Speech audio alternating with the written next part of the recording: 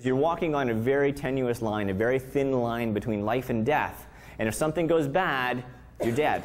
So we knew that they didn't want to be up there during the afternoon when the storms could come in. So we set a time of 1 o'clock. That's their turnaround time. We talked to them on the radio. They were still far away from the summit. They weren't going to make it. So they made the right decision, and they turned around, and they came back down to our base camp. For me, going to Mount Everest was a progression. You know, it's a series of goals. I'm a very goal-oriented person, and so I would climb one mountain and think, what's next? And I would continue to go for something bigger and bigger and bigger, and obviously Mount Everest, the biggest out there. And so it was just a progression, a series of events that led me to that. The catalyst of what really got me to Everest, though, is my father was diagnosed and died of cancer a couple of years ago, and it was terminal cancer and inoperable, and from when he was diagnosed to when he died was only 2 months.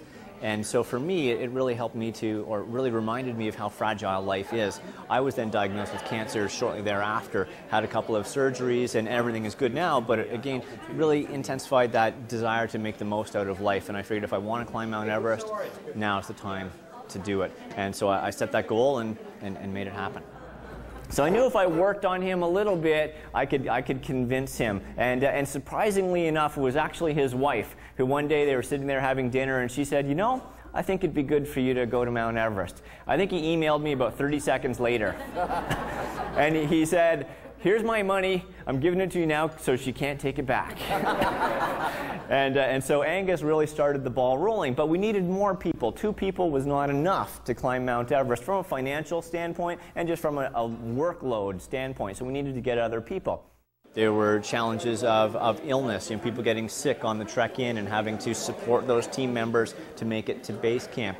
There were challenges with the military when we got to base camp and having our phones confiscated and being told what we could do and what we couldn't do, and how we dealt with that together as a team. And then just the whole personal physical challenges in climbing the mountain is the most difficult thing that I've ever done. And so the psychological, mental, emotional part of that is as big, if not bigger, than the physical part of it. So you really need to be strong emotionally, mentally, in order to overcome those physical challenges so you can get to the top. And working together as a team was really part of that.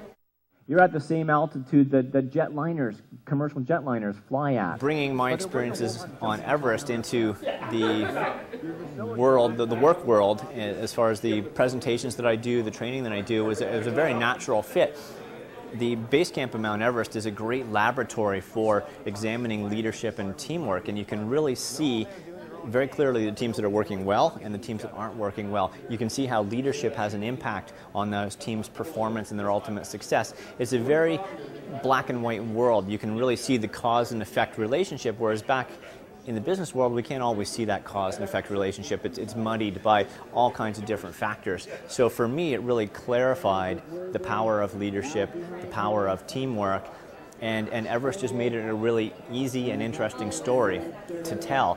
And I think it's interesting for people, but they also walk away having learned something about themselves and how they can better perform in leadership or in a team environment. 15 to 20. We try to have a general rotation between politicians, economists, and motivational speakers.